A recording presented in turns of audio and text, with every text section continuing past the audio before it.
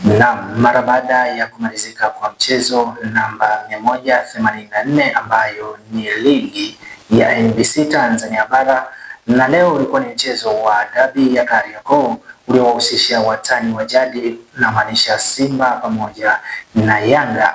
Na leo baada ya kutamatika mchezo huo, Rais wa Jamhuri ya Muungano wa Tanzania Daktari Samia Suluhu Hassan ametoa pongezi kwa klabu ya Yanga kwa kubeba ubingwa wa ligi hii mara 31.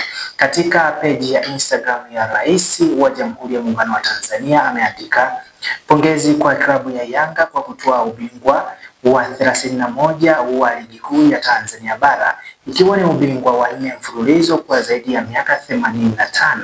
Upinzani wa Yanga na Simba umeendelea kuwa burudani kwa mamilioni ya mashabiki ndani na nje ya nchi. Alafu Rais akamalizia kwa kusema, endeleeni kutupa burudani. Mpaka hapa sina la ziada. Hii ni taarifa kwa ufupi. Jina langu ni Ezra John. Hii ni Dar es Salaam Tanzanite TV.